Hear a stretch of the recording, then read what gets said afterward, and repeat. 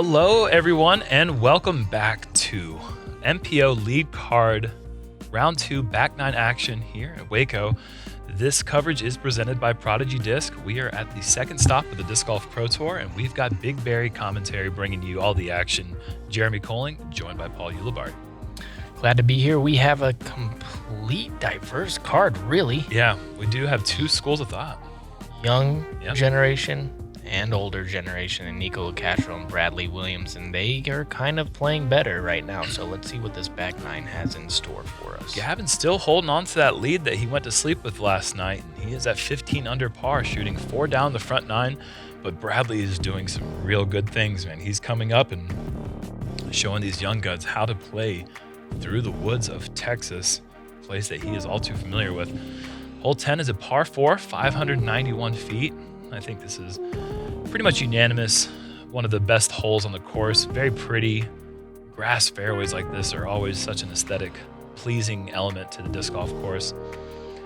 Good par 4, takes a good drive down the middle, and then a nice accurate approach down the middle. We're going to take a look at Bradley Williams. I'm Bradley Williams. I'm 35 years old, and I'm from Austin, Texas.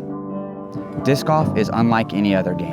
You have a chance to take your tool, your device, and shape it through the woods, shape it over trees, shape it down cliffs and valleys, 300, 400, 500, 600 feet. And if you lock in your mind that you can do that, and then you execute it, it gives you a feeling inside that no other sport's gonna give you. Looking up to players like Ken Climo, Cale LaVisca, Paul Macbeth, my takeaway from those players is the balance and finesse and power that they deliver through their swings. It's efficient and it's coordinated and it's beautiful. And I looked at those guys for inspiration for my swing. Balance is really important in my game.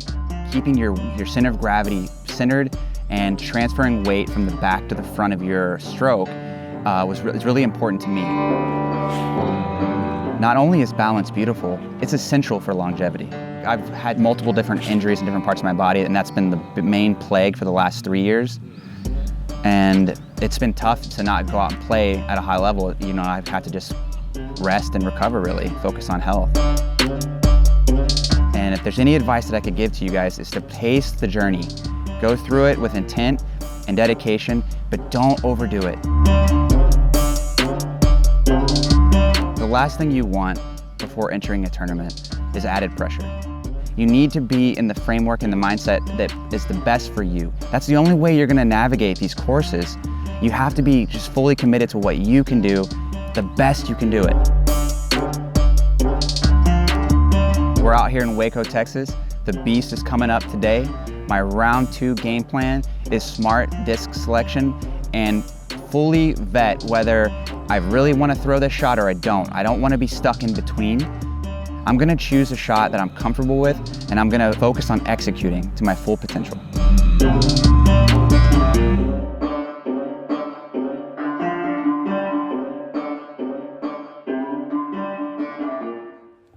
Such a student of the game and we mentioned this on the front 9, but a great teacher, and you can really just tell just from that bit alone how he breaks down the sport.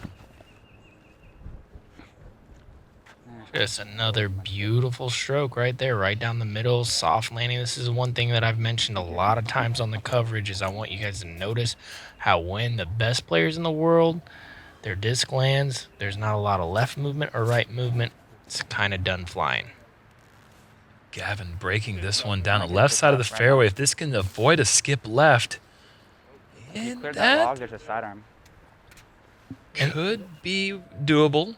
And that's the difference between Bradley's swing and even Gavin's swing. If Bradley's hits right there, it's not getting that skip over there to the left. So he has a little bit more margin for error. And this is a player whose disc usually always seems to land on some kind of angle with the amount of flex that he puts on the shots. But even when Nikko's throwing his best, he starts that disc moving right, and by the time it's landing, it is going left, but it's going left on a soft hyzer angle. Yeah, and I mentioned that Nikko and Bradley were playing better, but you made a great point with Gavin really holding a lead here and kind of doing it kind of under the radar. One thing that we have to note at this point is Gavin still has not taken a bogey in the tournament. Yeah. That's unbelievable. It really is impressive to go through this course with no bogeys, especially as hard as 17 and 18 are playing. That's something to definitely keep an eye on. Nice, Nikko. Good shot. And look at that get through the back door. Nikko, that's a great effort. Yeah, call the cops. For what? Because he's running away with the tournament? No. I messed everything up, yep. Okay, so here's this thing. Gannon has a cannon. This guy is barely turning on the disc, and it is just catapulted. It happened many times in the front nine. I wanted to keep a closer eye on it, and it just continues to keep happening. Yeah, a lot of people have been comparing him to like a Will Shoestrick or something like that. Even you mentioned that on the front nine, and Will used to do the same thing, barely throw it, and that thing would just shoot out with so much power. And there's Bradley, like I said, landing it, not a lot of movement once that thing hits the ground. Called it. Gavin having to go with a lean out forehand. Is he going to go outside? Yes, he is. And does that have enough swing on it? Unfortunately, no, it does not. He's just ready, man, all the time, just ready. He did just hit this exact putt, though, so his putter is warmed up, but this is a scary one. Yeah, and there is a lot of danger behind the basket left. This is a very good bid, and he's going to get rewarded with a nice metal hit on the cage and no roll away, so that'll be a par for Gavin. Nikko's been sticking with that spin putt. This is going to be the first real push putt that we've seen in a while. Up and down motion. Give it to him, though. That is a good birdie to pick up. Not ideal position. Anything left side of this fairway can be quite difficult, and that was a great approach shot and just as good of a putt. Just stealing one from the course. And Gannon spinning that one in there. That was a great birdie as well. I just cannot unsee the likeness to Will Shoestrick. He really seems like that young Will Shoestrick that was coming up and everyone was talking about in the Southeast. Before you knew it, Will Shoestrick was a 3-time U.S. champion, 4-time major champion. Yeah, I mean, and when you're getting compared to the greats early, like the potential's there, and let's see how he lives up to years old. Let's see how he lives up to the hype. Already living up to the hype, being on in many ways. Yeah. Lead card, Waco, Texas. Hole 11, par 3, 279-foot tunnel shot. Not too much of a low ceiling, but there is trouble to be had left and right. If you hit any of these trees coming in here, it really takes birdie out of the equation. If you do navigate past these trees, you do have a tricky putt if you don't park it with that basket right there on the top of the hill. Another one that it's like, when is Bradley going to miss a fairway? He is dialed in right now, and I don't think we're going to see him miss a fairway. Yes, we did. Barely, though. Why is it so stable sometimes? Still in the fairway. Okay, yeah. Fairway hit. Actually, I think that they actually record these. If you're not within circle 2 on a par 3, it is considered a missed fairway. Yeah, how straight that is. Dude. Nice throw, dude. Great control from Nikko. Good speed. So hard for a right-hand, backhand player to keep the disc on at the bottom of the hill because just that natural spin is going to pull it away. Like a QMS, like you could throw a real, very soft. Bummer. That's the one you got to miss. That's a good stroke from him right there. Nice and smooth right down the middle. You miss that one and you're home free. But he doesn't, and he's going to have a little, probably 60, 50-footer just to approach. Coyote and then probably a Wraith. Maybe a Destroyer. He's been plagued with these little circles edge putts. He's made 1 out of 2 in the last 2 holes. Let's see if he can tack on another. But the putting stroke has looked pretty true for Gavin so far, making a couple nice putts in the front 9. Yeah, upshots on putt sponsors on it. I was like, ooh, that's what it feels like.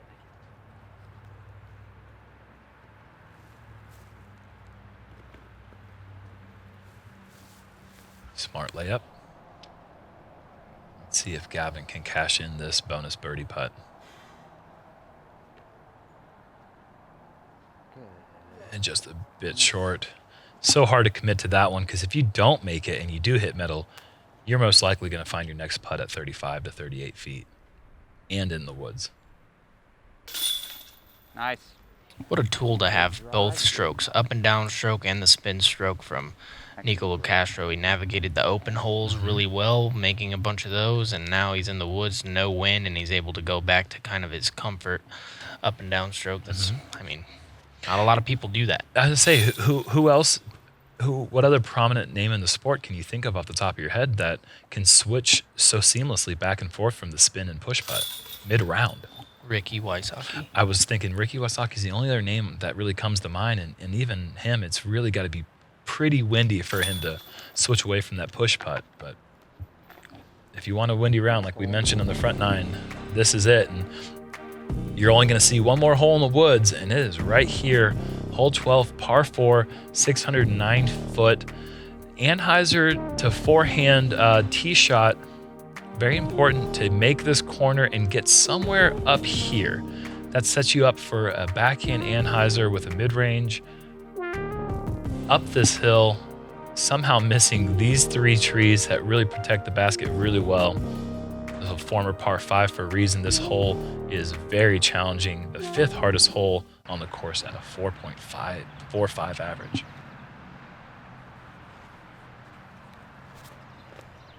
Nikko going Perfect. high sidearm. Absolutely perfect. If it gets that roll out, and it does, that actually is nice over there because he likes to throw the backhand. That gives you more room to work it from left to right, and it actually gives you a better angle to get all the way up there to the pin. Bradley pushes it a little bit more down the backside, and that is so close to being in that perfect range. But you really, to be in that sweet spot, you really have to push that left side of the fairway with the forehand. Woo! A bit long as well.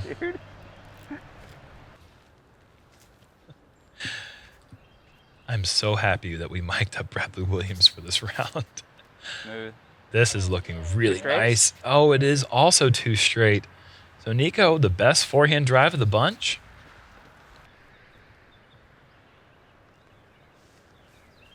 But no really overly punished tee shots, and that fought through nice because that any kick along the way of that flight, that could have been in a really, really bad spot. Very fortunate. He's going to have a little bit of scramble work to do to continue shooting bogey free. Look at this shot, Gannon though. going for it? Get off of it. Played with Calvin. That was a good try. I didn't see what happened, but that was a good try.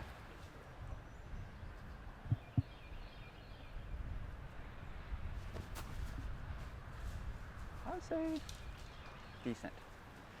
Brad I'm gonna say decent. getting up to the top of the hill, but he will still have a bush in his way on his way up to the par.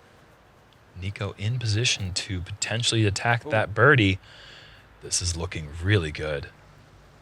Nice, Nikko. Really, really good. Another thing that people don't know really about Nikko is he also switches in between grips a lot. He goes from power grip to fan grip, and right there he was able to kind of muscle up on a fan grip, which slows the flight down, and he's able to control the speed coming into that gap, which is insanely difficult to do Yeah, no kidding. because they're 2 different release points Yeah. when you're switching in between grips, so it's essentially having 2 completely different swings.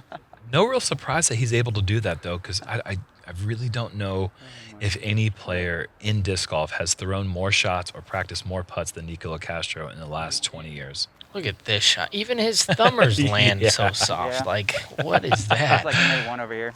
Wow.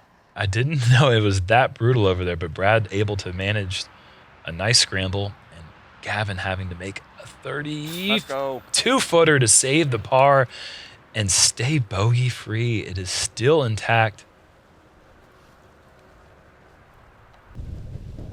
That is a great scramble from Gavin. And here he is, switching back to the spinner. When he gets the extension, that's when it's good. He needs to finish it. That's great extension right there. Yep. Nikko he's locked in right now. Nikko also playing bogey free.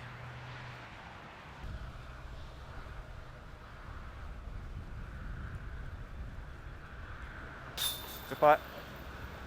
Good save from the young kid. Yeah, and we're going to have 3 great saves and 1 great birdie. So Nikko and Gavin both bogey-free through this event so far, and Nice thumber. no one else. I mean, and that is why those 2 and Bradley Williams are right there at the top, playing some really great golf, making great putts, and just avoiding that danger that is to be had on every hole. Hole 13, we're back into the open. We're going to have tailwind for the next 3 or 4 holes. Starting off with this one, a par 4, 555 feet, low ceiling tunnel down the middle, either a forehand out wide or a backhand driver down the gut. There is a mandatory that keeps players from playing the wide hyzer. That sidewalk left is out of bounds. We have, right though today.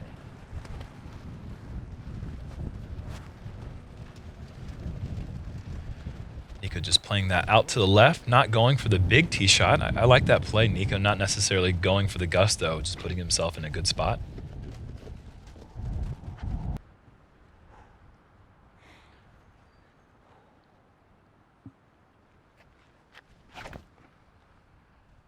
You gotta be kidding me.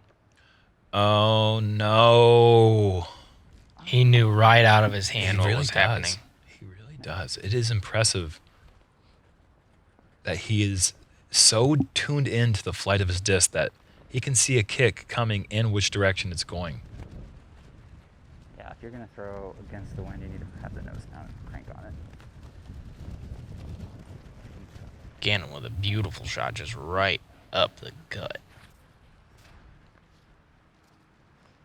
Oh, no, don't do him like that. That was looking so good. Just barely touched one of the lowest hanging limbs and really affected the flight. Another one. Now he's Okay. going to have to work for a par here, putting that bogey-free round in jeopardy. And once again. You stooge, dude. Why are you slowing down your swing, dude? Nice. Man, that right side putt looks really good now, too. Stooge, huh? Unbelievable. Yeah, Nikko Beat is on that. Nice shot. playing some good disc golf right now, folks.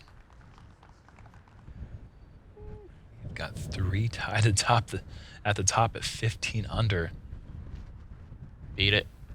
Oh, Oh, the one mistake you can't make. You can go wide and get a little love. Can't go inside there. Brings that sidewalk on the right in play as well. And you know, it's also important that that approach shot not have too much power, because you do not want to go past this basket and have to come back into this headwind. Tailwind putt from 65. That's just kind of a half bid, half layup. I feel like this is a full go. Yeah.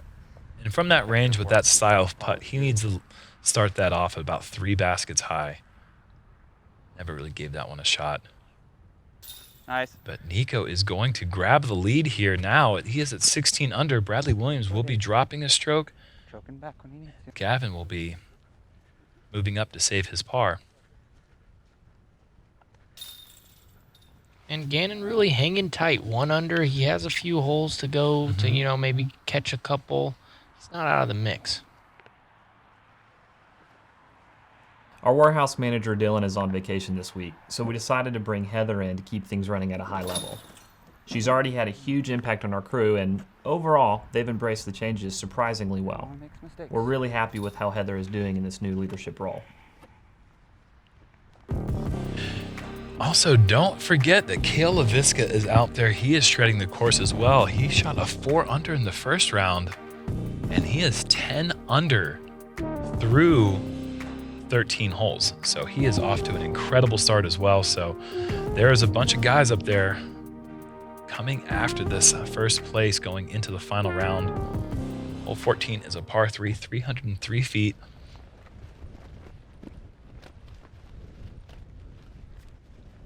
Nikko going low flex, using that tailwind, and slows it down right there on the green. That'll be a short headwind putt left for the birdie. Looks like Gannon's going with the overstable fairway driver. The key is to get it on a little bit of anhyzer so you do get that nice flare skip. He plays it perfectly. That's right there. Great shot.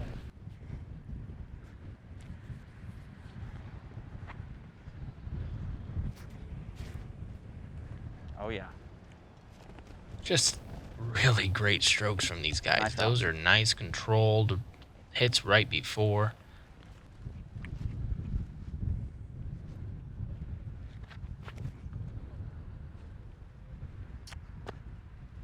Dude. Brad. Little love there. Yeah, that was pulled for sure, and he gets away with it.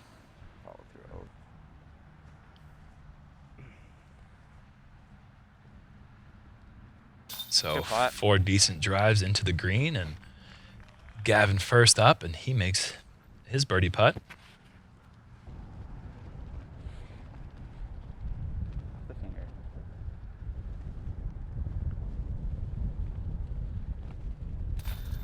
And Brad. Why do you have to suffer like this? Freaking flip it off your finger. Why do you have to suffer like this? I can just get on that level on so many different levels. That's the second painful birdie putt that Brad's made this round. Why do you have to suffer? Just suffering through a fantastic round of disc golf right now. So true, though. I mean, we want it to just come out and hit the center, and then you do everything wrong, and sometimes it still works out. And our league card, it's the star frame. That's going to be $25 to the Edge Foundation. Check out edgefoundation.org. Hole 15. Oh, edgediscgolf.org, not Edge Foundation. Sorry, Edge. Go check out edgediscgolf.org. Hole 15 is a par 3, 558 feet. You heard that right. This is a tough one with this super fast green, fence OB right, road OB left, big tailwind, so it really entices these players to go for it, even more than prior years. The fact that this is the 3rd most difficult hole and not the most difficult hole says a lot about 17 and 18. Mind-boggling. Nikko going with the layup. This is too high. This is over the fence, and that is a big-time blunder on this hole, especially when he's so dialed with that putter and he's just playing it for par. Yeah, you really hate to. That's the worst feeling in the world. He's playing such good disc golf, and to miss this one playing it safe, it's just like, man, what would have happened if I had decided to go big? I have to say, I am surprised to see Gannon the Cannon lay this one up. Again, the discipline could be a real strength for this young player. It's a great stroke there. Oh, man. That was robbed of another maybe 100 feet.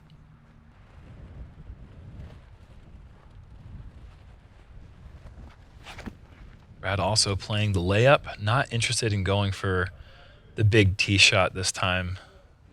Thank you. I feel like I didn't do double G. I should have given him a shout out on hole 13. He parked hole 13, the 555-foot par 4, to take the second eagle on that hole of the week. Wanted to make sure I give him a shout out. So Nikko will suffer a bogey, but that is it with a good approach. God, so fluid with his swing, this kid. Oh. Beautiful. I just felt like that was the one right there. And a bit fortunate there to catch the Disc Golf Pro Tour padding underneath the basket, because once again, that was going to go ripping past the basket, and the last thing you want here is a 25 to 30 foot headwind putt for the par. A bit to be desired right there. Yeah, that's going to be another tester putt. Nice. And just cashes it. And that's just to stay on pace with Nikko, who's going to drop down to 16 under as well.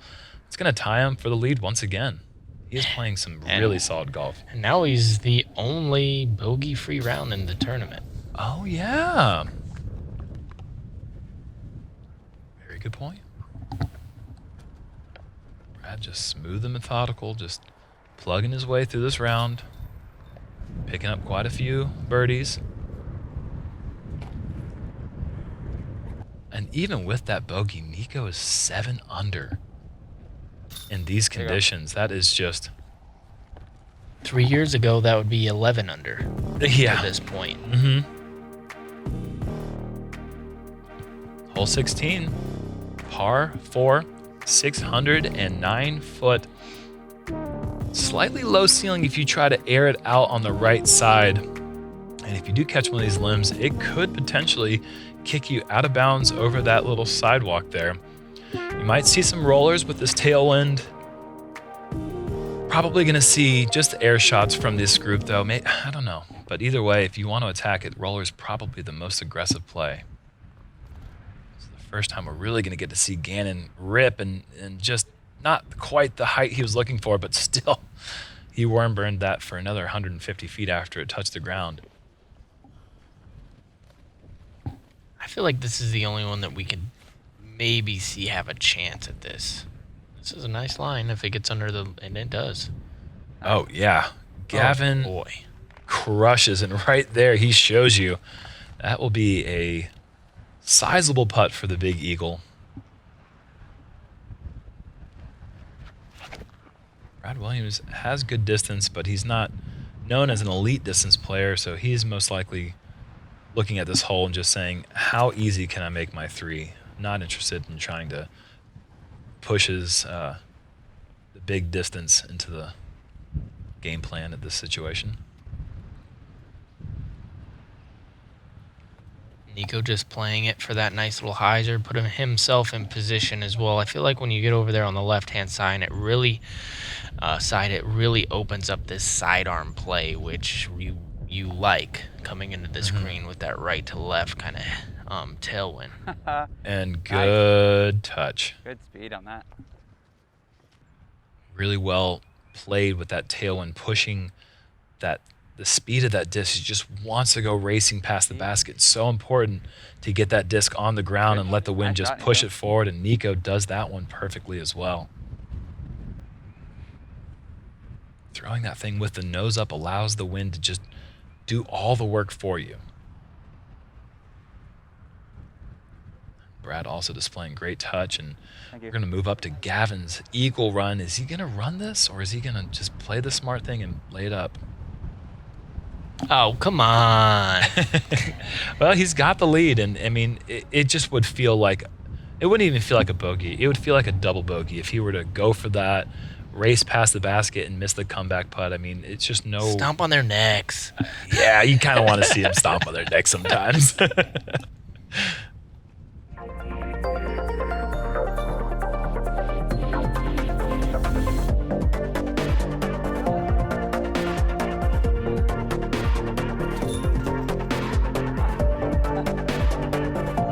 Don't do me like that, basket. And there is another star frame, edgediscgolf.org. Got it right this time. Hole 17 is a par 4, 610-foot shot. The play is going to be a low-driven forehand with a stable driver to try to get up to this knoll.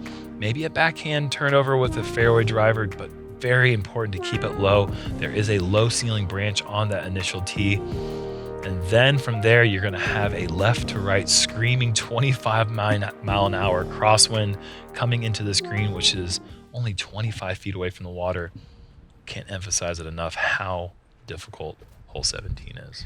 Yeah, if you don't have a sidearm, I feel bad for you on this hole because it is a doozy. I think that this might be the most left to right friendly hole on tour. You have good reason to say that. And Gannon the Cannon showing off that great forehand. Gavin. The Cannon. Gavin, that was good.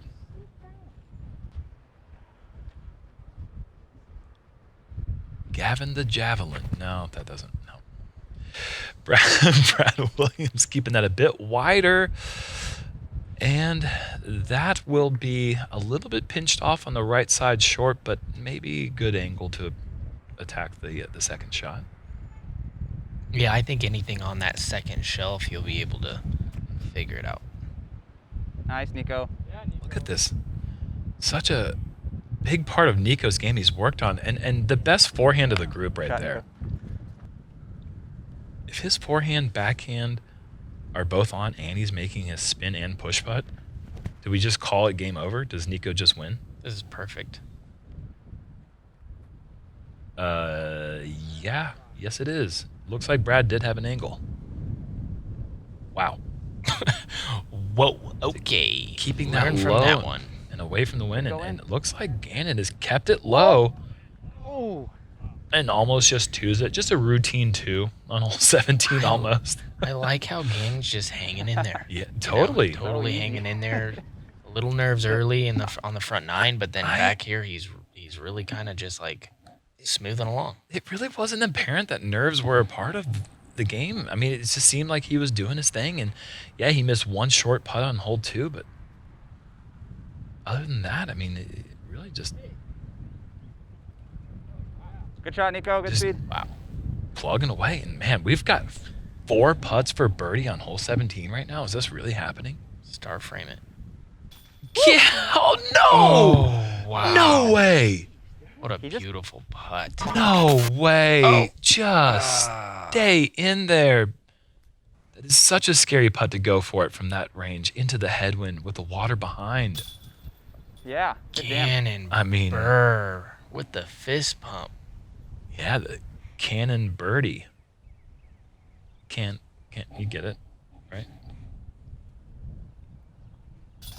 Yep. Nikko's spinning that one in there for his birdie.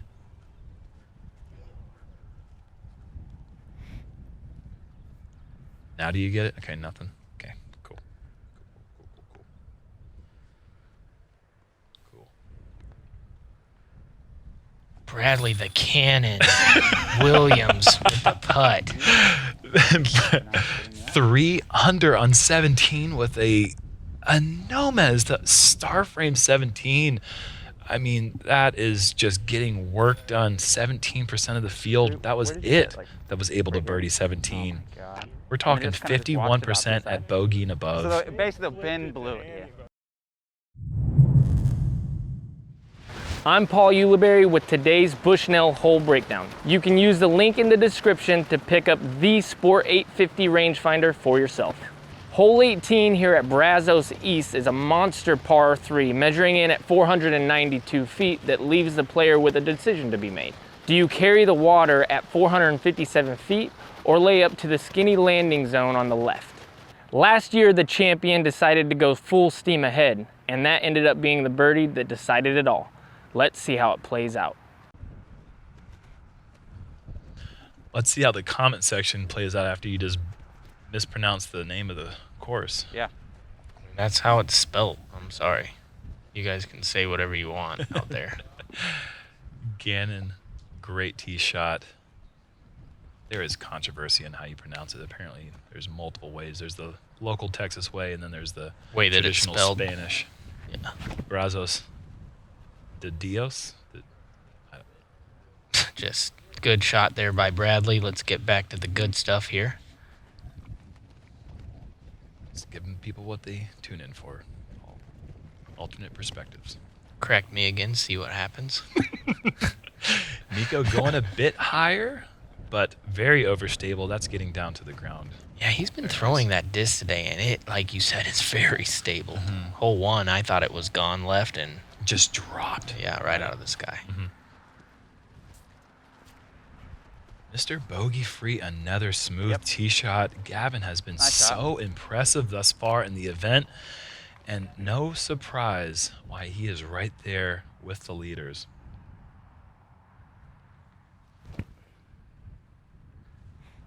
What a technical. Go. No question about that. That was just beautiful. Yeah, no question. Cross it by an inch. Nikko playing this one high and wide, and Good shot. you just call it what it is. That feels like a birdie. And then now he is going to be going into the third round with the lead, unless Gavin can throw it in from there, which he is not going to be trying to do. No, that would be a mistake.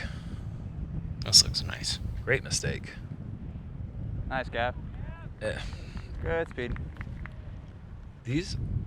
The way these guys played 17 and 18. I'm going to hold off for Bradley to make this putt first. A great round of disc golf from Bradley Williams. Man, that was impressive disc golf from Texas's the best pro in Texas in the last 15 years. Put it that way. This is a little nervy putt for Gannon here.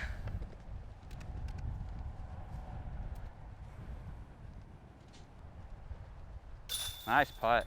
Good Good shot. putt, dude. Yeah, Gannon Buhr living up to his name. Mhm. That boy is cold-blooded. Burr. Nice chip shot.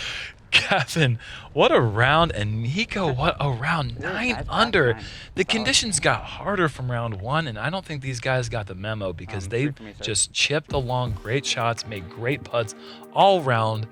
And let's look at the final results of the back 9. Only 2 bogeys to speak of, but Nikko, there is a ton of green in there.